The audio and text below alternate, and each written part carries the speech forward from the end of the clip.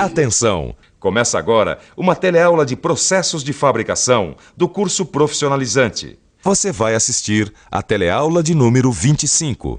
Bons estudos!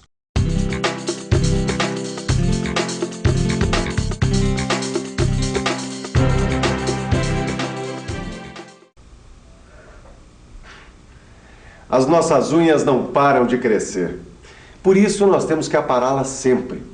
Esse ritual que nós fazemos de dias em dias, visando a nossa higiene pessoal, é muito habitual no universo da mecânica.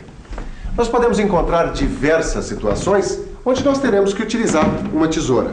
Bom, é claro que não é uma tesoura como essa aqui, mas uma desse tipo aqui. Apesar da diferença de tamanho, o princípio é o mesmo. Mas em que casos uma tesoura é utilizada? Pensando ainda nas nossas unhas, nós podemos, ao invés de cortá-las com a tesourinha, apenas lixá-las. O acabamento seria bem melhor, mas tomaria um tempo enorme numa operação muito simples. Em mecânica, acontece algo parecido. Na teleaula de hoje, você vai aprender que existem ocasiões em que é necessário retirar uma quantidade maior de material em um tempo menor, para facilitar a usinagem posterior. E vai conhecer as principais operações que auxiliam nesse trabalho, como cortar, serrar e cinzelar, e também os instrumentos utilizados em cada uma dessas operações. Essas operações, apesar de bastante simples, são na verdade muito importantes na indústria mecânica. Por isso, preste atenção, porque a nossa teleaula está apenas começando.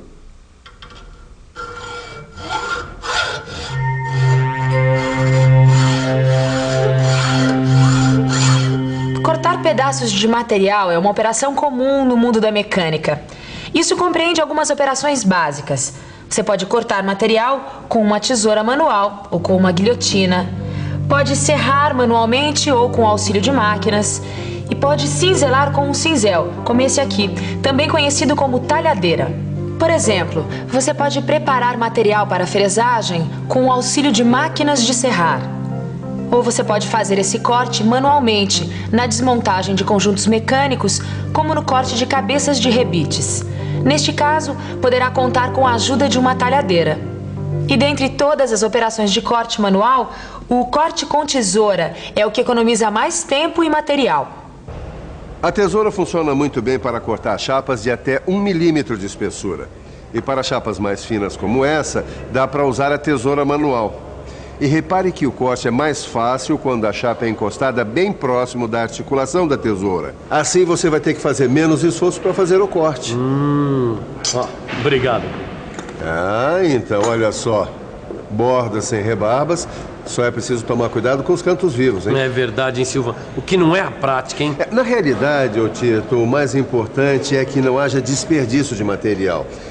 Desperdiçar matéria-prima é uma coisa que não se deve nem pensar. Portanto, qualquer que seja a operação que você esteja fazendo, tem que se levar em conta esse fator. Qualquer que seja o material que você esteja usando na hora do corte, a operação tem que ser planejada, ou seja, cortar as dimensões mínimas, apenas o indispensável para que a usinagem seja executada. Ah, e aí que entra esses cortes. Quer dizer, aí que vem a necessidade de cortar, serrar ou cinzelar. Isso para economizar tempo e material. Exatamente. E para cada necessidade, você vai ter uma ferramenta e uma técnica especial. Dá uma olhada, Silva. Eu tô precisando cortar um pedaço de chapa como esse aqui, ó.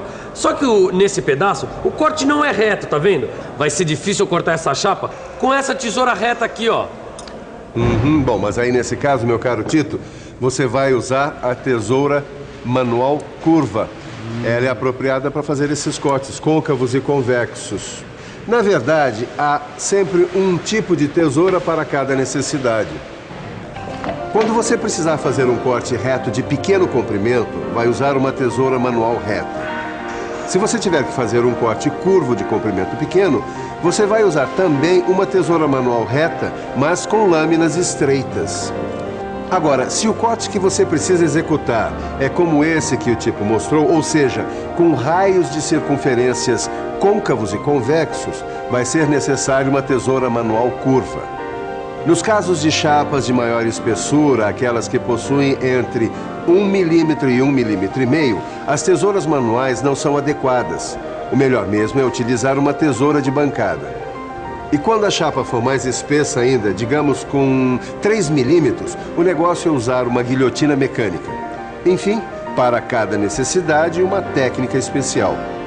Numa linha de produção, o operador de máquina não pode ficar preocupado e nem perder tempo com o corte do material no tamanho certo. Por isso, eu já adquiri esse material cortado. Aqui não foi utilizada tesoura e nem guilhotina, e sim uma serra. A gente geralmente utiliza uma serra quando precisa cortar um material de seção maior em pedaços menores destinados à usinagem. As serras também são utilizadas para abrir fendas e rebaixos, como nesse caso aqui. Esse corte foi feito através de um serramento, a operação de corte de materiais que utiliza a serra como ferramenta. O serramento pode ser manual, dependendo do trabalho. Aí você utiliza um arco de serra, como esse aqui, com uma lâmina de serra fixada no arco. Mas para trabalhos em série, o mais adequado é utilizar as máquinas de serrar. Existem vários tipos de máquinas. Por exemplo, tem a máquina de serrar alternativa, horizontal ou vertical para cortes retos. Essa máquina reproduz aquele movimento de vai e vem que é próprio do serramento manual. Tem também a máquina de serrar de fita circular, que também pode ser vertical ou horizontal. Nesta máquina, podem ser feitos cortes de contornos internos e externos. E a máquina de serrar de disco circular. Cada uma delas vai atender a uma necessidade específica. Mas seja com arco ou com máquina, o item mais importante na operação de serramento é justamente a lâmina de serrar, ou simplesmente serra. E como sempre, cada trabalho, dependendo da sua necessidade, vai utilizar uma lâmina específica. Portanto, é preciso muita atenção e cuidado com a seleção das lâminas de serra. Por exemplo, as lâminas para operações manuais são diferentes das lâminas para operações com máquinas. Estas aqui são lâminas para operação manual e estas outras para operação com máquina. Repare que os números de dentes destas lâminas para serra manual são maiores. Existem também diferenças no material com que elas são feitas, nos formatos e nas dimensões. No seu livro de estudos você vai encontrar uma tabela com a descrição pormenorizada desses diversos tipos de lâminas. O mais importante é que a escolha da lâmina de serra seja adequada ao tipo de trabalho que você for realizar. Ô Silva, como é que eu faço essa escolha?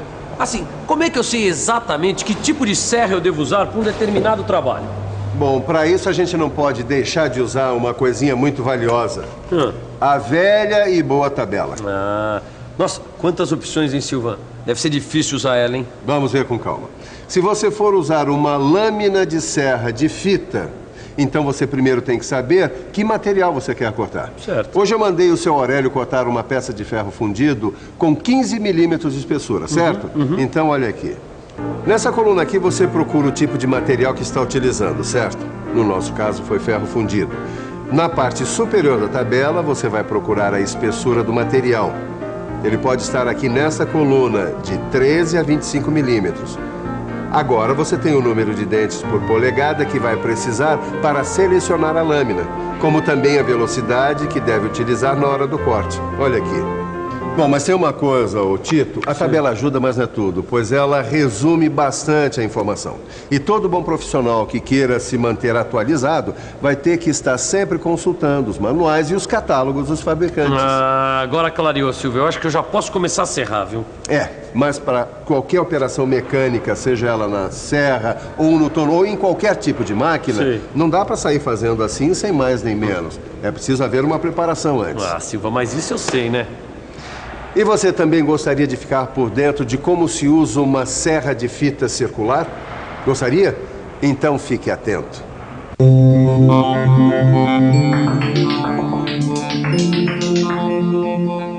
Serrar com uma serra de fita é uma operação mecânica através da qual você corta um material com uma lâmina de serra ou fita submetida a um movimento contínuo circular. Esses cortes podem ser retos, curvos ou mistos, com ou sem saída. Como é uma operação rápida e de fácil execução, é aplicada na preparação de peças a usinar. Mas o processo de execução tem vários passos. E o primeiro passo é justamente traçar e marcar o material que vai ser cortado. O segundo passo é selecionar a lâmina de serra. Nunca é demais lembrar que a largura da lâmina varia de acordo com o corte, e o número de dentes deve estar de acordo com a espessura e dureza do material. O comprimento, em geral, é especificado na máquina, mas pode também ser calculado de acordo com os diâmetros dos volantes e a distância entre os centros. Uma vez selecionada a lâmina de serra, o próximo passo é montar a serra. Lembre-se também de selecionar ou regular as guias em função da lâmina de serra. Por isso, troque ou regule as guias, caso seja necessário. Afrouxe o tensor e então coloque a serra. Verifique se os dentes da serra ficaram para fora e voltados para o sentido do movimento da serra. Feito isso, ajuste a serra girando o tensor, lembrando que a tensão não deve ser demasiada. Depois, feche as proteções da máquina. O quarto passo é a preparação da máquina. Consiste em regular a rotação, sempre consultando a tabela e, se for necessário, regular também a posição da mesa, segundo a inclinação do corte. Por fim, o quinto passo é a própria operação de serrar. Ligue a máquina. Aproxime o material da lâmina de serra e inicie o corte, exercendo uma pequena pressão. E termine o corte, respeitando o traçado. Aqui vai também uma dica de segurança.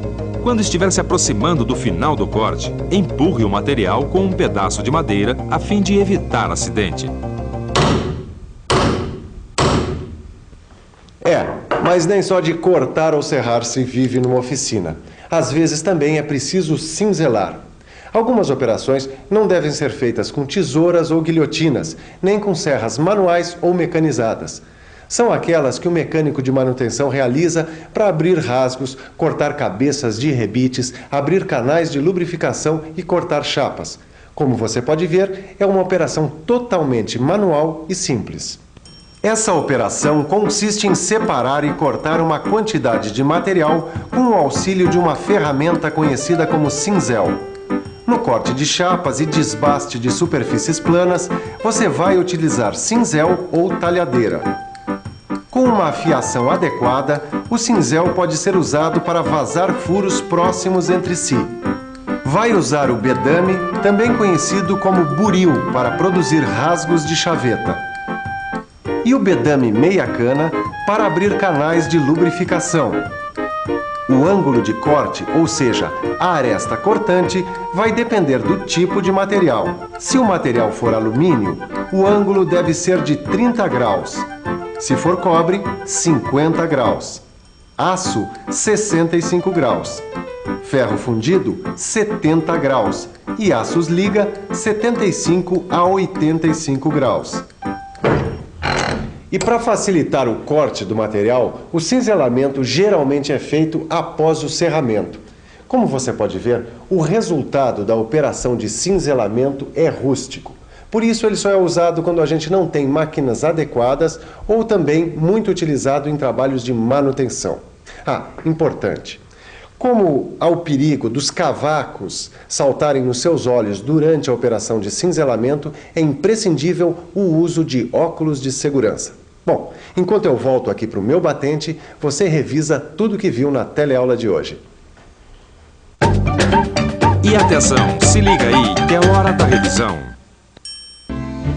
Na teleaula de hoje, você viu que na mecânica, muitas vezes é necessário retirar uma quantidade maior de material em um tempo menor, para facilitar a usinagem posterior. E para isso são utilizadas algumas operações simples, mas muito importantes. A primeira delas é o corte com tesouras ou guilhotinas. A segunda é o serramento, e também pode ser feito manualmente ou com máquinas. E por fim, o cinzelamento, que é uma operação totalmente manual, de acabamento rústico, utilizada apenas quando não se dispõe de máquinas adequadas ou em trabalhos de manutenção. No seu livro de estudos, você vai encontrar tabelas com os tipos de serra para os diversos materiais e também exercícios, que vão ajudar você a ficar mais firme nesse assunto. Até a próxima!